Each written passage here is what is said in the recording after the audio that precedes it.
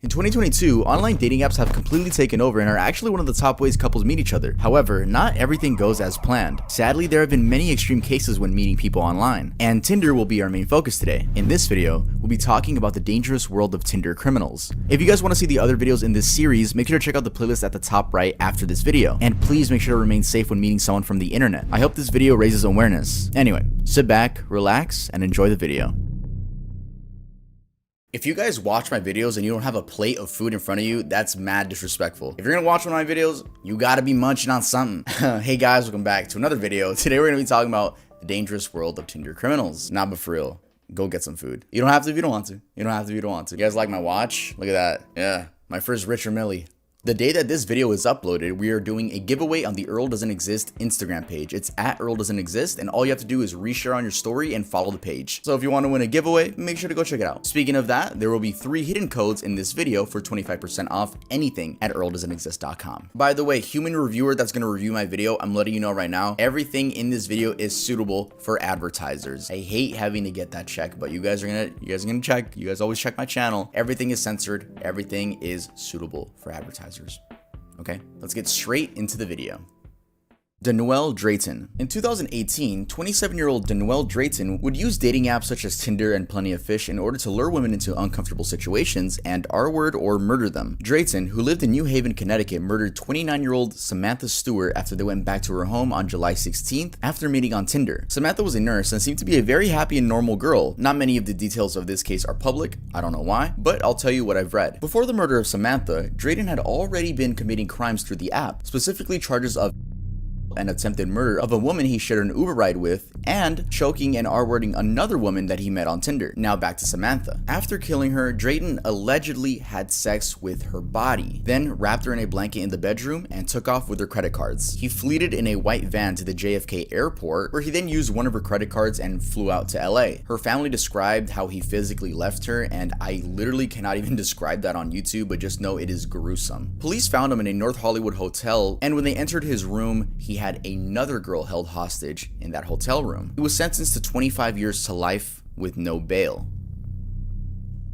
Being on Tinder is dangerous. Being on the internet alone is dangerous. Thankfully, we have a sponsor perfect for today's video. This video is sponsored by Atlas VPN. Atlas VPN is a tool that encrypts and hides your virtual location. When connected to a VPN server, your device is connected to a new IP and DNS address. When the traffic arrives at the server, the VPN server decrypts information and allows traffic to access the desired destination. Atlas VPN is available on iPhone, Android, Mac, and PC. Right now, Atlas VPN is running a huge discount. It means you can get a 3-year subscription for just $183 a month with a 30-day money-back guarantee. Time is running out, so get your deal by clicking the link in the description below. Now, my personal favorite part about Atlas VPN is that you can save money. Yes, save money. So many websites have their pricing adjusted based on the region that your computer is in. With the information provided by cookies and IP addresses, these services know right where you're located. Once you switch your location to something like Brazil, for example, the price in whatever you're looking at will have a huge drop. We've tried this out on many different websites, including airline companies, subscription services like Spotify, YouTube Premium, and Netflix. Again, guys, it means you can get a 3-year subscription for just $183 a month with a 30-day money-back guarantee. So if you are interested, make sure to click the link in the description below. And now let's get back to the dangerous world of Tinder criminals.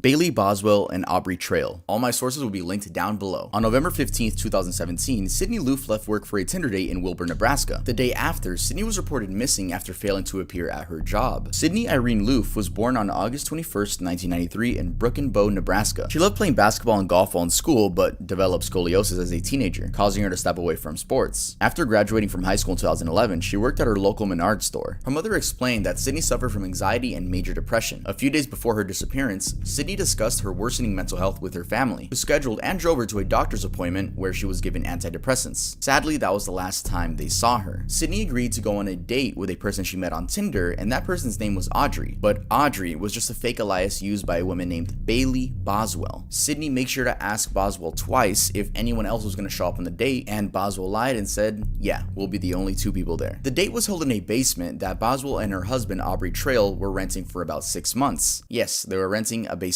The day after, Sydney went on another date with Boswell, and before heading to the date, she posted a Snapchat image captioned, "Ready for my date." On November 16th, which is the day after that, Sydney didn't show up to work. Her mother Susie texted her, unaware that she was on this date, but Sydney didn't respond. Susie then reported her missing, and the police ended up checking out her apartment to no avail. Meanwhile, the owner of the duplex that Boswell and Trail were renting out had complained about a horrible bleach odor, and it was all coming from that basement. The smell was so strong that a owner of the landlord's family was throwing up and developing hives. It was also strange for them to have the air conditioner going while it's the middle of November. Sydney told several friends about her Tinder date, and one of them was Brooklyn McChrystal. After Sydney's disappearance, Brooklyn McChrystal set out on a mission to find out why she went missing. She remembered Sydney talking about a name, and that name being Audrey, so she made a Tinder account and kept swiping left up until the point that she found a person named Audrey. She then swiped right on that person and was able to get Audrey's phone number, which she then provided to the police. Within 2 days, Saline County police were able to pin down the Wilbur duplex as the last place where Luke's phone pinged. Police conducted a welfare check, knocking on Boswell and Trail's apartment door, but no one answered. Using the landlord's key, the police entered the apartment, but the only thing that caught their attention was the unavoidable smell of bleach. The next day, the police came back with a search warrant, but again, nothing was really out of the ordinary besides the smell. Search teams led by the FBI and local police department eventually found Sydney's severed remains on December 4th and 5th. They found her dismembered body parts, sex toys, apparel, and other items were found wrapped inside many 30-gallon black trash bags alongside a gravel road, approximately 1 hour west of Wilbur. Part of Sydney's upper arm hasn't been found till this day. Bailey Boswell and Aubrey Trail were charged with first-degree murder, conspiracy to commit murder, and improper disposal of human skeletal remains. Boswell is spending life in prison, and Trail was sentenced to death in 2021. This is the only thing I have ever done that I feel real regret about. In the past, I could justify myself, but not this time. Sydney did nothing but reject my lifestyle and threaten to expose it, and I killed her for it. I could care less what you do to me here today. A fate that the judge says is appropriate, considering Trail's disregard for human life. Imposed by the panel on count 1, murder in the first degree, a class 1 felony, the defendant is sentenced to death. After receiving and reviewing the evidence of the state and the defendant as to the sole aggravating circumstance as alleged by the state, that the murder manifested exceptional depravity by ordinary standards of morality and intelligence, I could not find beyond a reasonable doubt that the state of Nebraska met its burden of proof as to this aggravating circumstance. Because the 3 judges did not rule unanimously, Boswell was sentenced to life in prison.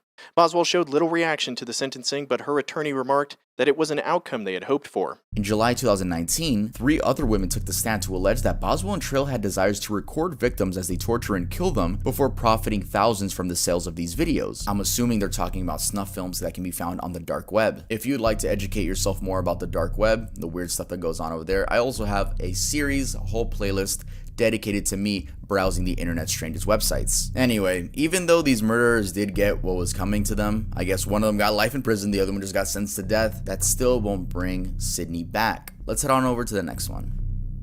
Thomas R. This is an extremely odd case that took place on March 6, 2022. Mika Orr was a 21-year-old woman from Massachusetts attending college in the Netherlands. While there, she met a man on Tinder by the name of Thomas R. They went on a couple dates, but the vibe completely changed when she told Thomas R that she was thinking about getting back together with her ex-boyfriend. This was too much for Thomas to handle, and he became extremely obsessive. He stalked her by harassing her through WhatsApp, driving up and down her street, and even placed a GPS tracker on her bike so he always knows where she's at. On March 6th at 3:36 in the morning, police got a call that there was a house fire going on. Thomas actually threw an incendiary device into the window of her apartment, forcing the residents to evacuate. He then walked inside the building and stabbed Mika to death. After that, Thomas R. quickly headed to Germany in his car. While on the run, he contacted his parents and told them everything that just happened, and then his parents contacted the local police, and they caught him at the German border. He was arrested at 5 in the morning on the same day. I was very confused as to why in every article I read, this guy was referred to as Thomas R. Like, where's the last name? Is it just R? But honestly, I don't know. Every single article calls him Thomas R. Anyway, if there's one thing Mika's father wants students to know, it's this. When we send our kids to college, we think that they're mature adults. Mika's father, Michael, tells us his family has lost their light, saying his daughter had a golden heart. While speaking at Sunday's vigil, Michael encouraged people to learn from his daughter's death, saying students need to speak up if something's off, alert a friend, take action, saying if his daughter had known the signs, this could have been different.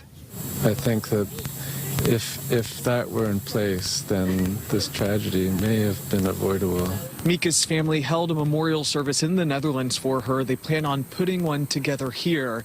The investigation into the circumstances of her death. Lauren Smith Fields. On Saturday, December 11, 2021, 23-year-old Lauren met up with a man she met on Bumble, that man being 37-year-old Michael LaFountain. They hung out at her apartment, drank some tequila, ate food, played games, and watched a movie. You know, the normal things adults do on a date. LaFountain recalls Lauren throwing up and feeling ill, then eventually them both falling asleep on her bed together. Then at 6 a.m., the police get a frantic call from Michael stating Lauren is unresponsive as he's giving her chest compressions. She was pronounced dead at the scene. The controversy begins with how the Bridgeport, Connecticut police handled everything. First off, they didn't notify the family when she was pronounced dead. The whole day goes by, no police reach out to the family at all. Her close-knit family says they went to the apartment the next day after frantically calling and texting Lauren and were referred to a Detective Cronin. They didn't even contact us. They didn't let us know anything. It's like crazy. And I'm asking what's going on. He said she met some guy on Bumble. And I'm asking him about the guy. He was like, oh, he sounds like a really nice guy. He sounds like a really good guy. And he was like, I'll call you back, and just hung up in my face. Instead, the mother had to find out by going to the apartment and then reading a letter on the door that said, if you're looking for Lauren, call this number. That number was the landlord's number, and after dialing, he then came over and gave her the phone number of the lead detective, Kevin Cronin. Though the controversy doesn't end there. Lauren's brother called, and upon calling the detective, was told that Lauren, quote, met a white guy on Bumble, but don't worry about that. He's a really nice guy. The family waited for Detective Cronin after calling several times, but then took matters into their own hands and found evidence of their own. In her apartment, they found bottles of alcohol, a blood-stained sheet, an overturned plate of food, a sedative pill, and a used condom. The family says they provided evidence they'd collected to crime scene investigators who arrived for the first time that day,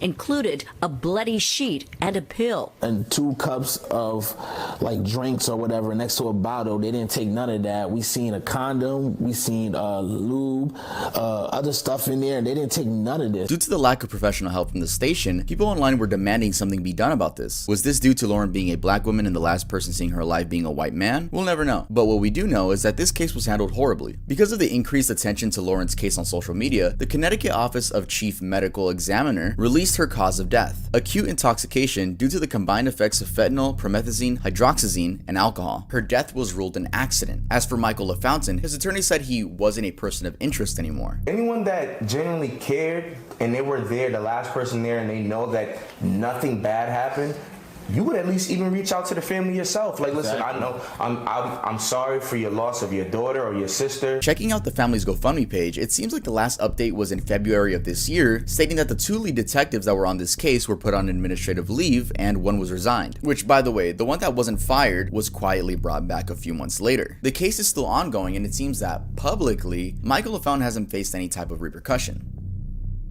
Jessie Kempson. 22-year-old Grace Mullane was reported missing in 2018. Originally from Britain, she traveled to Auckland, New Zealand on her own. Her father quickly traveled to New Zealand after she didn't pick up her phone and tried his best to get people to find his missing daughter. I would like to take this opportunity to appeal to anybody who has seen, spoken to, or come into contact with Grace over the last few days, and to come forward with any detail, no matter how small, and contact the investigation team.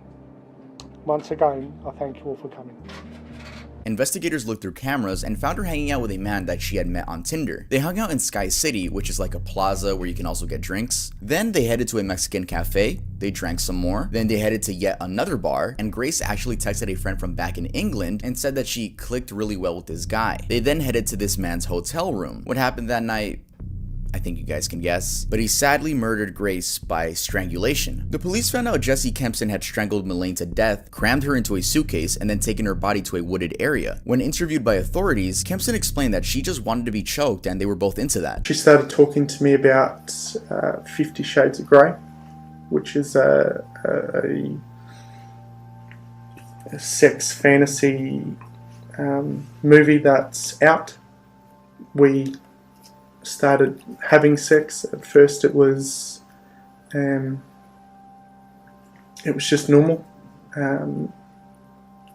It was very placid, and then she asked me if we could get into bondage. But he went to sleep in the shower. Yeah, he he went to sleep in the shower and woke up to her dead on the bed. And then all I remember is falling asleep in the shower. I need to stop. I need to go. Would you like some fresh air? Yeah, please. I was in shock. I didn't know what to do. Pathologist, specialist doctor, will perform a post-mortem. Yeah. They're very skilled at establishing people's causes of death. Do you understand that? Yeah. Did you kill Grace Mullane? Okay. You're under arrest for the murder of Grace Mullane on or about the 2nd of December. You understand? Yeah. Okay. Yep, pretty believable story. Pretty believable story. Jesse pleaded not guilty and maintained his innocence throughout the entire trial, but the judge decided otherwise and sentenced him to life in prison. It was also revealed that he other women that he met on the app as well. Before I end this one off, I just want to say rest in peace to all the victims I've talked about, and if there are any GoFundMes for these victims, I will be linking all of them in the description below. Alright guys, that's it for this video. If you guys enjoyed it, make sure to leave a like, and if you haven't subscribed, it would be awesome if you could subscribe. And I also have a second channel in case you guys want to see a little bit more of my personality, and I make music in case you guys want to go stream on Spotify, watch the music videos here. But that's it for this video. You guys like how close I am to you? Yes, I like it too. And I'll see you guys next time I upload.